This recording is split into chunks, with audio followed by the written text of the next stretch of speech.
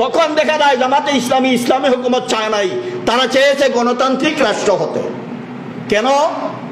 তারা দেখেছে সংখ্যাগরিষ্ঠ দল হলো জমিয়তে ইসলামী। যদি ইসলামী হুকুমত হয় তাহলে নেতৃত্ব চলে যাবে কার হাতে? জমিয়তের হাতে। এজন্য তারা নেতৃত্বের লোভে, নেতৃত্ব পাবে না বলে, নেতৃত্ব থেকে বঞ্চিত হবে বলে তারা ইসলামী হুকুমত চায় নাই। সেই জামাতে ইসলামী আবার স্লোগান দেয় আল্লাহর জমিনে আল্লাহর আইন বাস্তবায়ন করবে। আল্লাহর জমিনে 16 লক্ষ মানুষ শহীদ হওয়ার পরেও সেই জমিনে ইসলামী হুকুমত করতে দেয় নাই যে দল, সেই দল বাংলাদেশে এবং অন্যান্য দেশে ইসলামী হুকুমত করবে তা কল্পনা বিলাস হতে পারে, বাস্তব কোনোদিন হবে না। এই তালেবানের উত্থান জমিয়তের পক্ষ থেকে হয়েছে।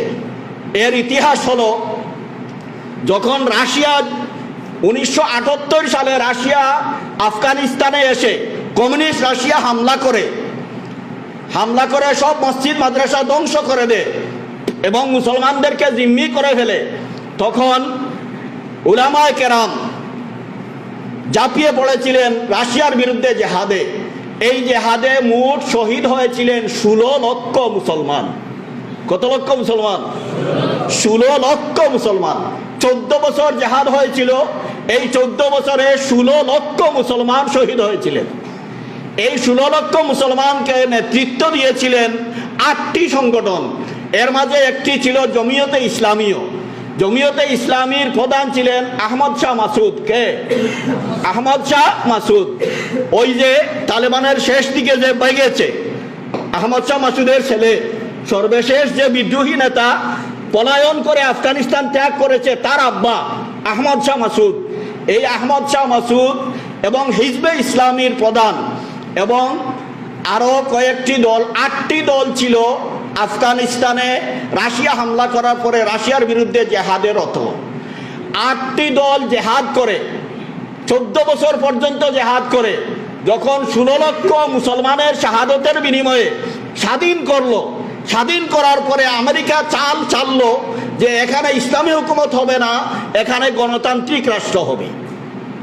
এই চালে পা দিয়ে শেষ পর্যন্ত হিজবে ইসলামী, যা জমাত গেসা ছিল, মওদুদি গেসা ছিল, এই হিজবে ইসলামী রাজি হয় নাই ইসলামী হুকুমত করতে। বাকি সব দল রাজি হয়ে গিয়েছিল, কিন্তু হিজবে ইসলামী রাজি হয় নাই, জামাতপন্থী দল রাজি হয় নাই। জমিয়তে ইসলামীর প্রধান আহমদ শাহ মাসুদ রাজি হয়েছিলেন, কিন্তু বাকিরা রাজি হয় নাই বিদায় তিনিও শুরু করলেন গৃহযুদ্ধ।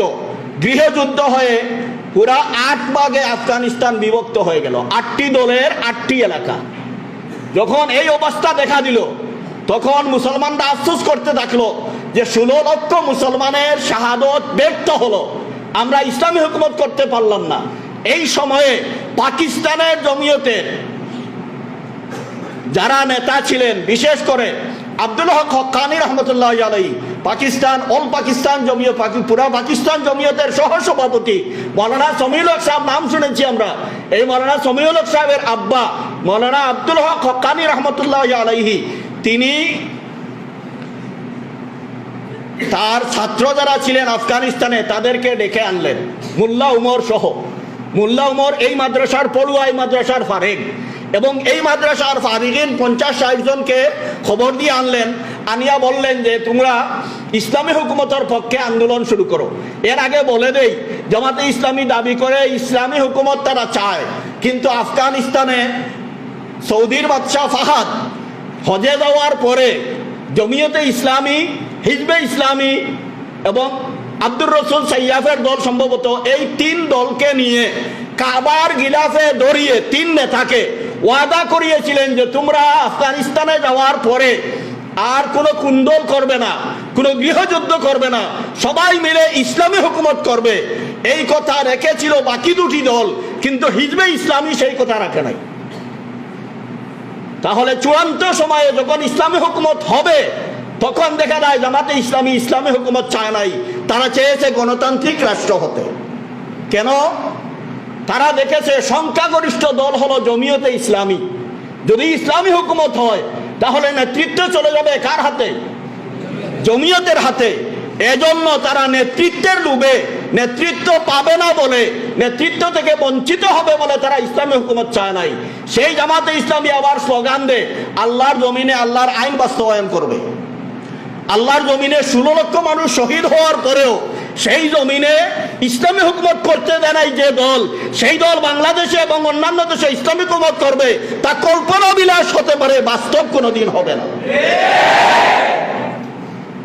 জামাতে ইসলামীকে ভালো মতো আমাদের চিনতে হবে।